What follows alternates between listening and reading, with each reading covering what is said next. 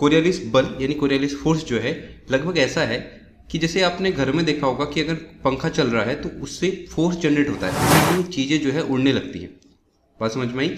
वैसे ही अगर पृथ्वी जो है वो अपने एक्स पर घूम रही है, अपने एक्सिस पर घूम रही है, तो उससे एक फोर्स जनरेट होता है, ठीक है, और वही फोर्स जो है कोरियलिस फोर्स कहलाता है।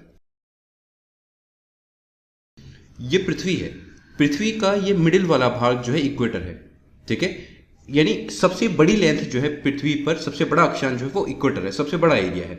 तो जो एरिया बड़ा होगा पृथ्वी का, उसी एरिया में पृथ्वी के घूमने की स्पीड सबसे ज़्यादा होगी। पृथ्वी के घूमने की स्पीड जो है अक्षांशों के अनुसार अलग अलग है, ये ध्यान रखना है। मतलब एक स्पीड से नहीं घूमती पृथ्वी, हर अक्षांश पे अलग अलग स्पीड से घूमती है, इसीलिए वो बैलेंस बनता है, ठीक है। तो जो लार्जेस्ट एरिया होगा, सबसे बड़ा एरिया होगा, यानी इक्वेटर होगा, वहाँ पे सबसे ज़्यादा स्पीड होगी।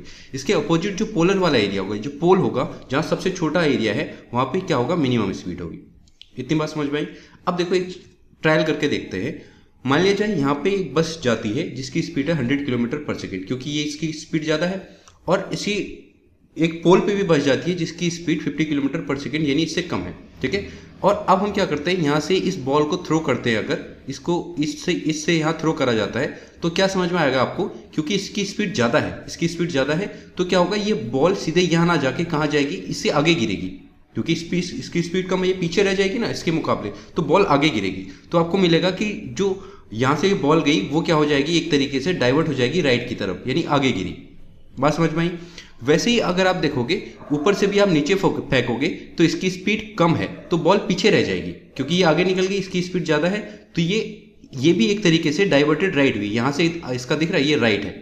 तो कुल मिला के हमें जो इसका समझ में आया कि उत्तरी गोलार्ध में यदि कोई वस्तु भूमध्य रेखा से ध्रुव की तरफ या ध्रुव से भूमध्य रेखा की तरफ कहीं की ओर फेंकी जाती है, तो वस्तु क्या होती है, दाईं ओर विक्षेपित हो जाती है, यानी डाइवर्ट हो जाती है। अब इसका उल्टा देखो, यानी कहाँ देखो, साउदर्न हेमिस्फीयर में, दक्षिणी गोलार्ध में देखो, तो ये 100 किलोमीटर है और ये 50 किलोमीटर है, यानी इसकी स्पीड कम है। यहाँ से फेंकोगे तो आपको ये क्या समझ में आएगा, इसकी स्पीड कम है, ये आगे निकल जाएगी, तो यहाँ डाइवर्ट कहाँ होगा, लेफ्ट की तरफ, ठीक है।